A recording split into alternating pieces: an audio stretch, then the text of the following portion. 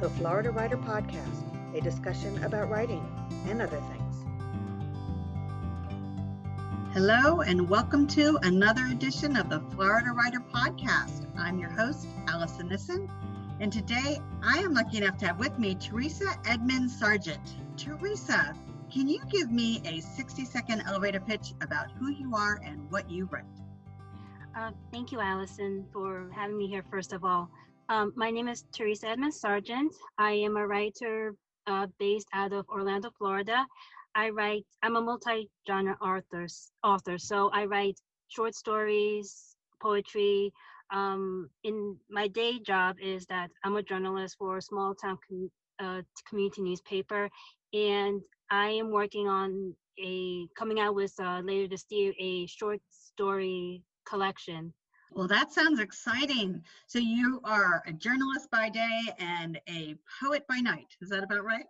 Well, yeah. I haven't been working on poetry much, but yes, it's journalism by day and short stories and other prose at night, and weekends. It's nice to be able to blend. Well, I guess you're not really blending, but to be able to work on multiple platforms for your stories, because I imagine everything has different ideas. And so let's start with your journalism. What type of stories do you write? Well, I write about city council meetings, government, politics, local politics. I work for a newspaper called the Apopka Chief. It covers the Apopka area, which is located in Northwest Orange County. So it's a weekly newspaper that comes out on Fridays. And like I said, I write on city government, news, human interest stories, school activities, basically anything and everything that goes on in the city of Apopka, with the exception of sports, because sports is not my specialty, and we have a sports writer who covers the sports events. It sounds like you have a lot of area to bring in for your short stories. So tell me about your short stories. I've had published a few short stories within the last few years. They are featured in 3 of them that are published by author Valerie Willis. She's a fantasy author. She's also based out of Central Florida, and they're all part of the Demonic Anthology series. So I have a short story in each of them, 3 of them. Those stories will be featured in a collection I have, plus there'll be a 4th bonus story coming out later this year. All right, so they're demonic stories. Yes. Are you able to take your city council meeting experiences and turn them into something horrific? It's about art imitating life. So I'm sure that my work experience, my life experience, what I've seen and observed have somehow crept their way into fiction. But then again, like I said, art does imitate life. So that's really fun. I love when we are able to take our experiences and then transform them. We do create that otherworldliness in our writing. Yeah. And sometimes there is negative truth in fiction, no matter how, even if it's science fiction or takes place in a completely different world, there's always an element of truth in those types of settings as well. So how did you get started in writing? I started keeping a journal at 8 years old. I actually started writing at 9 when I wrote my first poem called Colors for a 4th grade show and tell, which I read in my class. I don't know where I placed that poem now, or maybe it's packed up somewhere in my mother's home. But ever since then, I've been writing short stories, and I even took a few cracks when I was in middle school, at writing some novels, but those being I was young, I didn't really know much about novel writing. So you started at age 4. No, age 4. Sorry, you started at 4th grade with your poem. So I'm really curious, what was the experience like? So you said you shared it with the class. This is obviously a memory that stands out to you. It is, yeah. I read it to them, and don't remember if I was nervous reading it, especially since it's my first time writing a poem or anything of that nature. But it was, it is a memory that does stand out in my mind. And I realized when I was in high school, of course, that a person can't really make a living off of prose or poem writing. So I decided to look into journalism, especially since I do like history. That's one of my favorite subjects in school.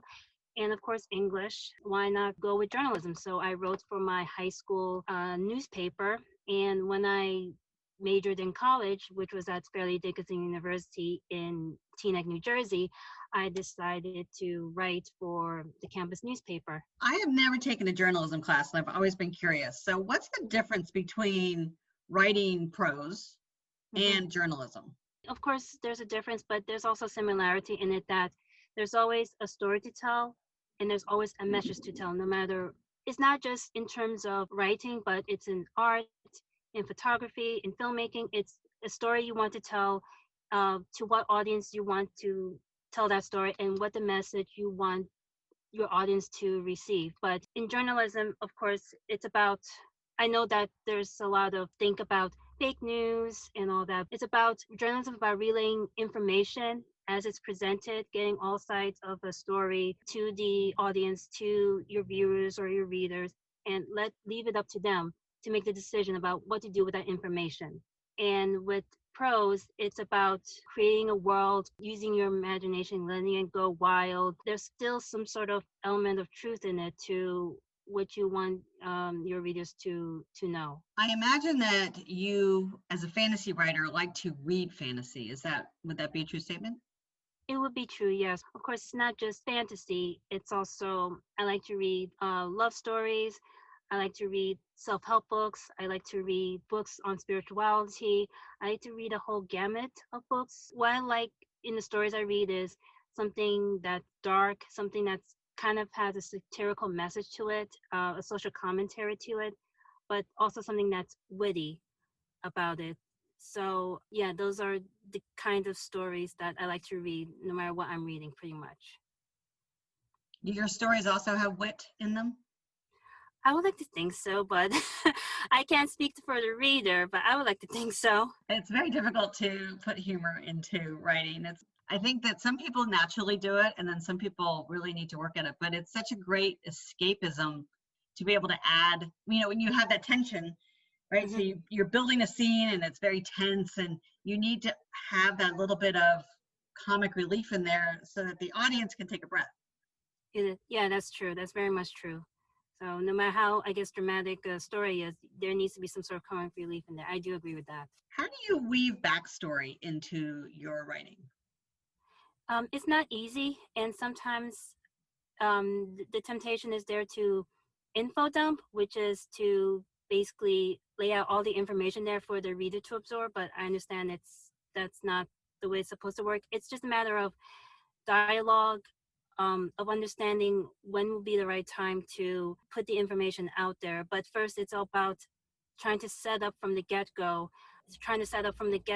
what you want, how you want the readers to know your characters. And once there's a point where there's a little bit of time going by in the characters being more well introduced to the reader, then it's the time to introduce backstory. So through dialogue, maybe a setting, maybe through some sort of object that invokes some memory in the character, that gives a little peek into the mindset of that character. I like the idea of using an object to weave in backstory. I think that's a clever, crafty way to do it. It is, yeah.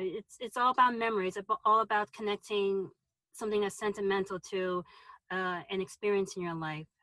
Like in one of the short stories I've written for the Demonic Anthology series, which is Demonic Household.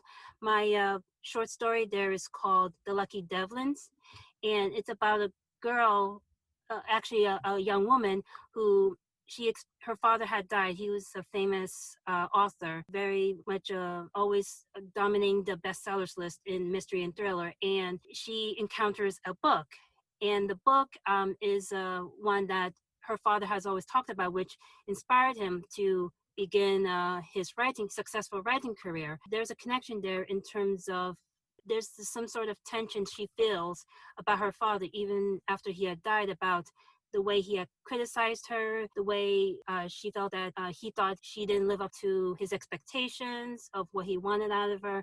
So there was a lot of angst that she's been experiencing, even while she's helping her mother organize and pack up some of his things in his library. There's a lot of tension there between her and her mother when they're discussing her father as well. That sounds really, really interesting. Yeah. Teresa, tell me about your writing routine. Sometimes it's hard. Well, first of all, I have to say sometimes it's hard to do it on a daily basis, especially since I'm a writer.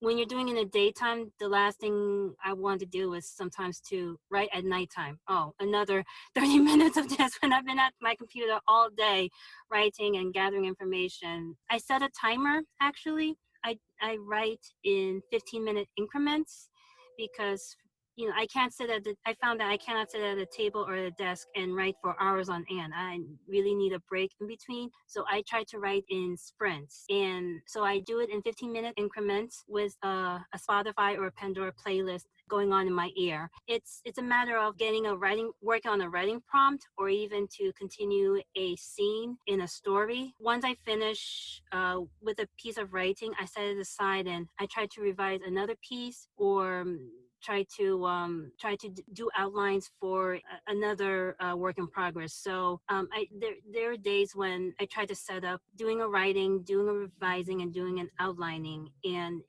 I try to make out a schedule for the days when I'm working creatively. I even have a planner which helps me to outline all those work in progresses, those projects. Yeah, project management is so important for writers, and I don't think enough of us use it. Yeah, or use it effectively.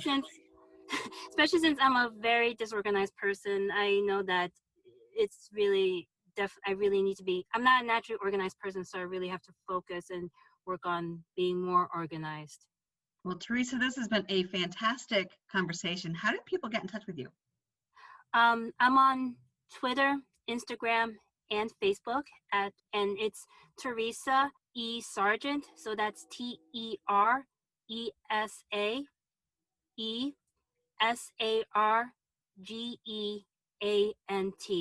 And there, in my bio, in my Instagram, and in my pinned tweets and Facebook posts, they can find a link to where they can sign up for my newsletter.